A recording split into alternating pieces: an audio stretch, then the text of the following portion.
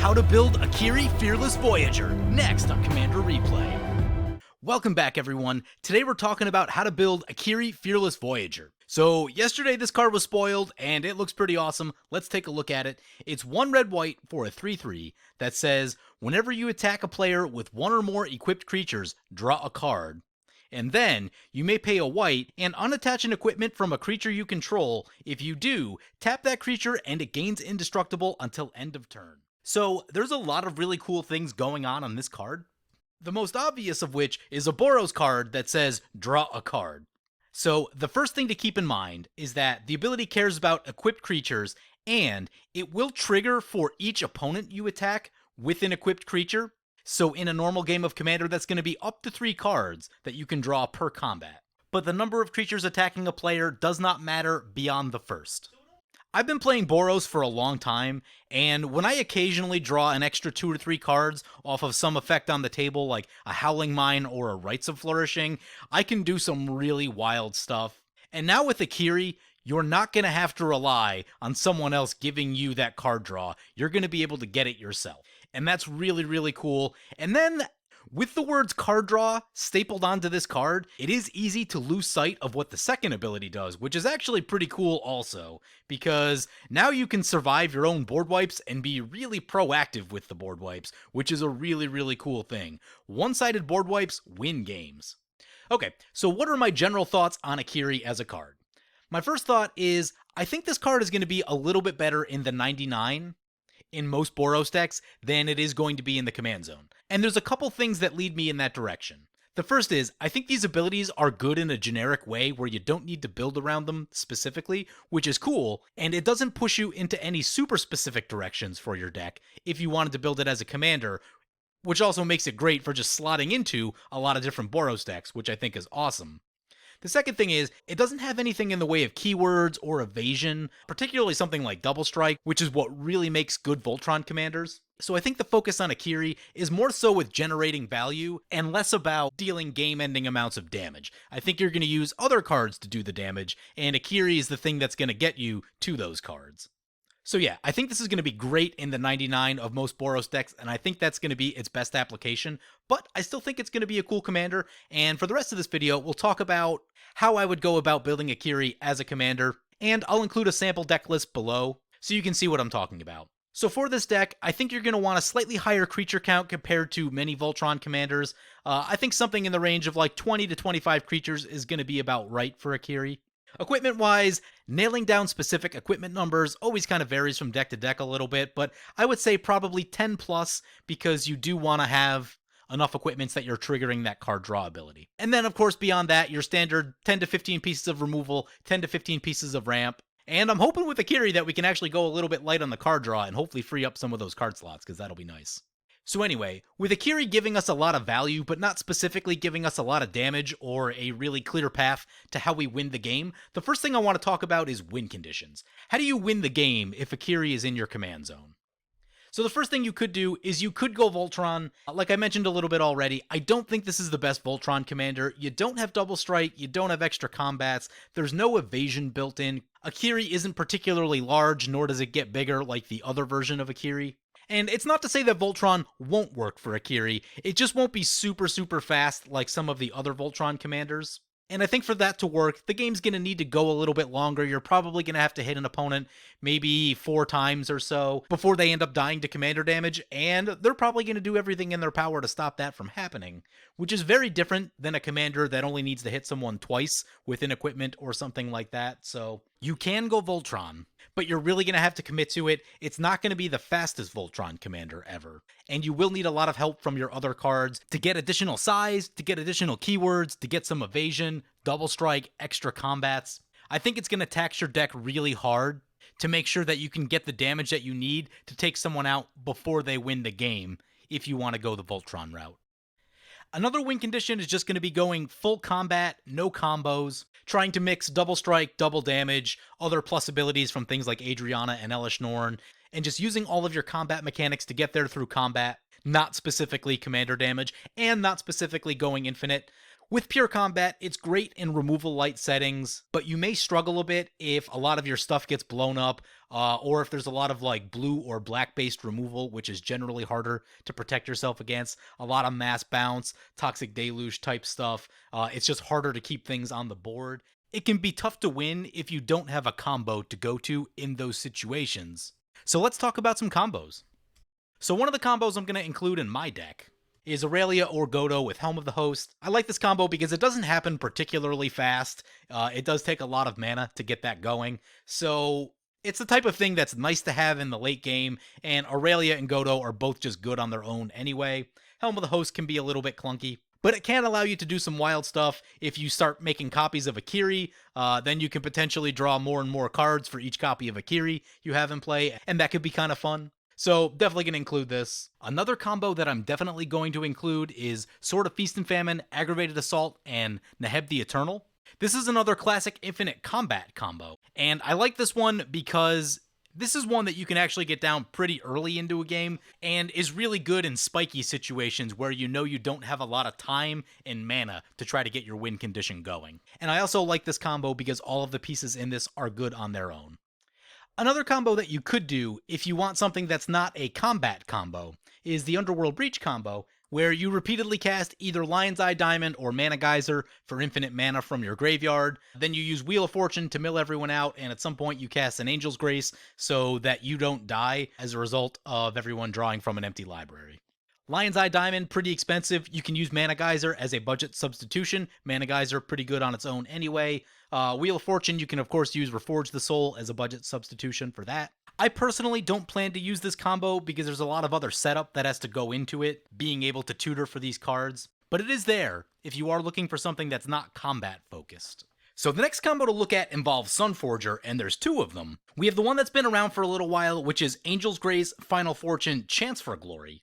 And the way this works is you cast Final Fortune or Chance for Glory, you put it back on the bottom of your library with Misveil Plains, and then at the end of the next turn with the Lose the Game trigger on the stack, you cast Angel's Grace, put that back on the bottom, and that allows you to take infinite turns. Now, this combo is a little bit tricky. It does take a lot of mana, and you generally want to start the combo with Misveil Plains untapped and ready to go. And there can also be some problems if someone has interaction while you're trying to start this combo and you're not able to prevent that Lose the Game trigger. So this one can be a little bit dangerous and a little bit tough to get going, but it does get a little bit easier if you're running creatures with free equips on them, and I think that's a thing that you're going to want to be doing anyway with this deck, so it could make sense to go for this combo.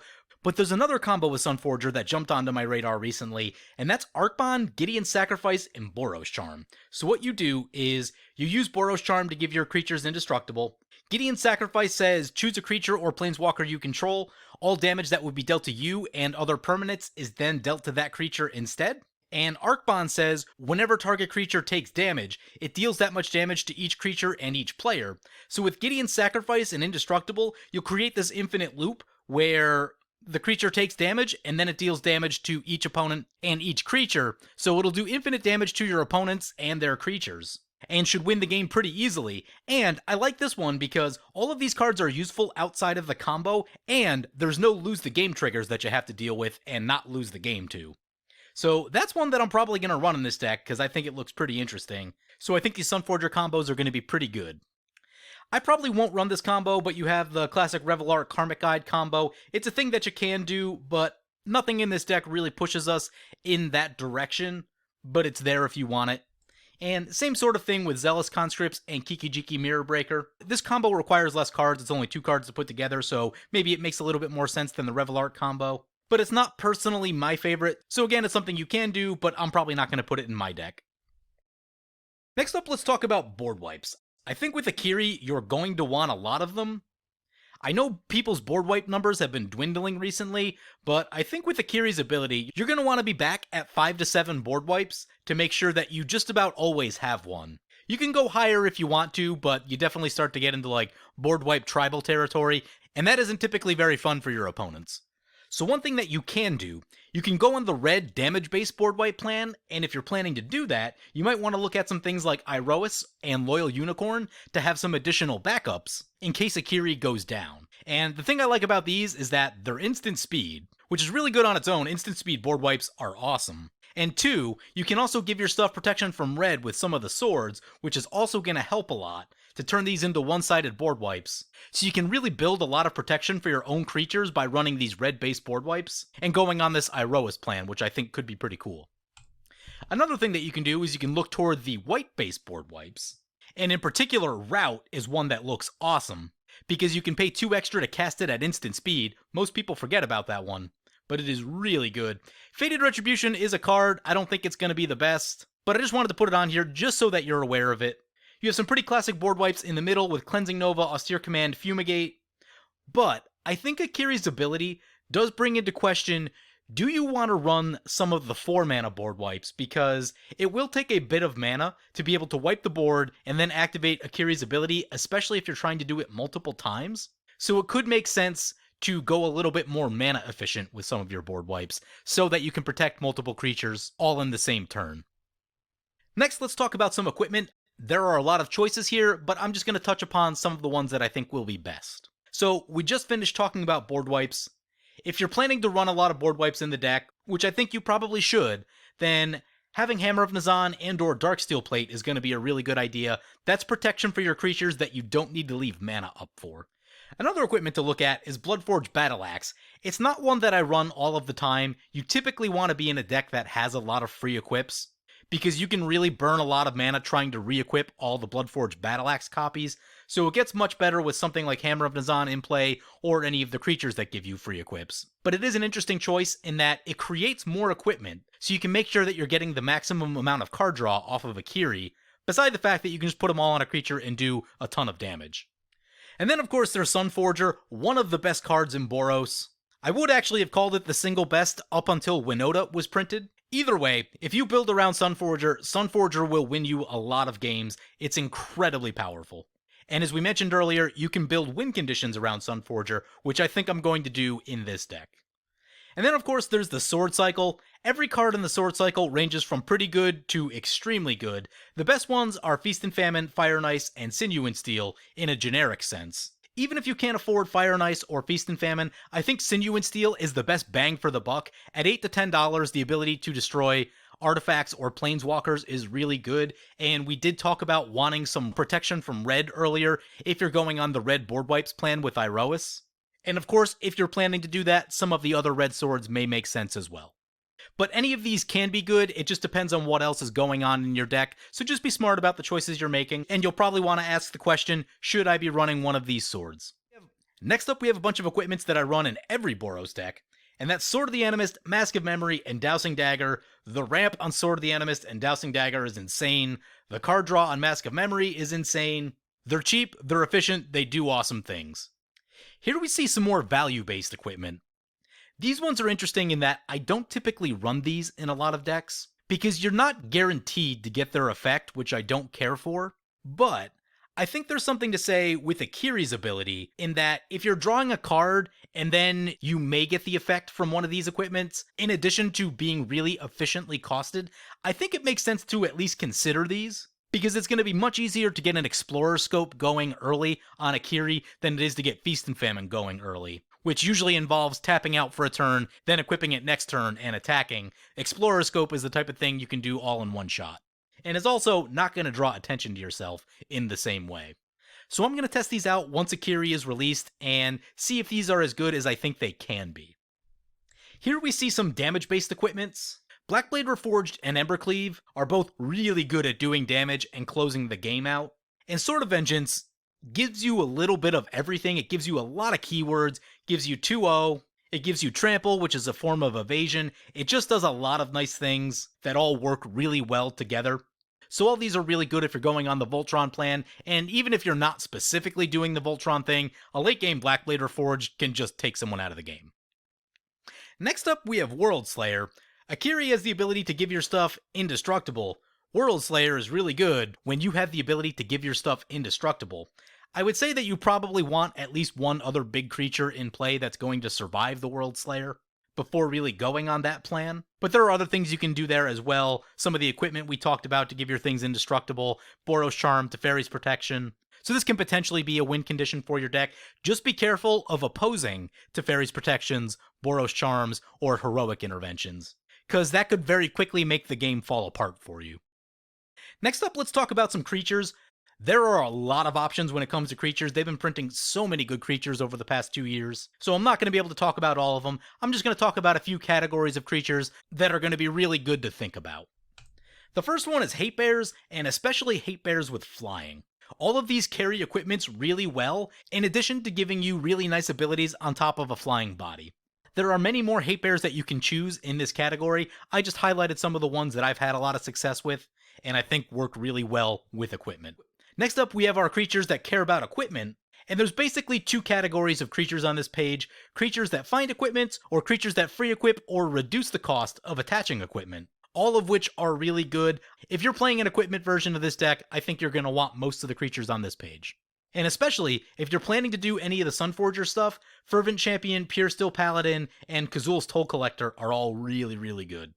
Another set of creatures to look at is Balan Wandering Knight and Leonin Shikari. Both of these have the ability to re-equip things at instant speed, which I think becomes very relevant given Akiri's ability. So you could potentially attack, then unequip something to make it indestructible, and then if you have either of these in play, potentially re-equip it at instant speed during combat so that you can still get a sword trigger or whatever you're trying to do. I haven't typically run Leonin Shikari in a lot of my equipment decks, but I think this is finally the deck where it's going to make it in because of how relevant it is to re-equip at instant speed. And little trick, I didn't put it on here, having Lightning Greaves with Leonin Shikari in play basically means your stuff isn't going to die to spot removal. It's really, really good. Next up, we see some other creatures that can draw cards in different ways. First up, we have Mangara, which has been awesome. After that, we see Prophetic Flamespeaker, good in Voltron decks or decks with a lot of equipment. Also good when your mana curve is relatively low. You don't necessarily want a lot of 7 drops in your deck if you're playing Prophetic Flamespeaker, because you'll probably just exile them and not be able to cast them. Sort of the same story with Tectonic Giant, though it doesn't require equipment in the same way that Flamespeaker does, but it's also really nice to have that damage mode. Sometimes that can just end the game. And then Neheb also does a lot of nice things, loots cards, makes mana. The 5/4 Trample Body on 4 mana is also just really aggressive early in the game, so that's nice too. And then of course we have probably the single most powerful Boros card, is Winota, Joiner of Forces.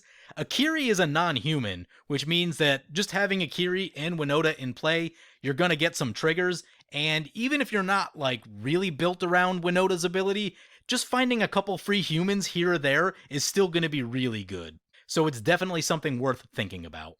Oh, and by the way, those creatures come in with Indestructible, which can be relevant if you're running a lot of board wipes. Speaking of board wipes, here's some creatures that'll help us out by giving us Indestructible if we do want to be on the mass board wipe plan. I think Angelic Guardian is cool because you don't have to spend any additional mana to do it, and it's been a pretty effective card the few times that I've been able to cast it. Avacyn Angel of Hope is great, but at 8 mana, it can be a little bit clunky, and people do take notice when you slam an Avacyn, so the first thing they're going to try to do is get rid of it, so it could make sense to go for something just a little bit smaller and a little bit less attention-grabbing. Next, let's talk about some miscellaneous cards. The first one is Extra Combats. So at the start of the video, I did say that I think we want about 20 to 25 creatures, which means if we can get extra combats off of our creatures, that's a really good idea. Aurelia and Morog are going to be the best in this category. Godo does give you some extra combats, but you generally need Vigilance to take advantage of them. But yeah, I definitely want to get these creature-based extra combats, and I think Waves of Aggression is also going to be really, really good with this deck, because if you have a Sword of Feast and Famine, and you're drawing cards when you attack, and your lands are untapping, you have the ability to not necessarily go infinite with Waves of Aggression, but squeeze off a second, third, or fourth extra combat, and even a second extra combat is often enough to win the game, so stacking up a lot of combat steps like that takes players out of the game really quickly. And then of course you have some other options with World at War and Savage Beating, and if you're planning to do the combo with Aggravated Assault, I probably wouldn't go more than 4 extra combats, that seems like plenty. But just know that you have options here. Next, we have some ways to get our equipment back. Sun Titan, probably the best creature in white, so I would definitely run that. Savine's Reclamation is basically Sun Titan triggers and is also really good.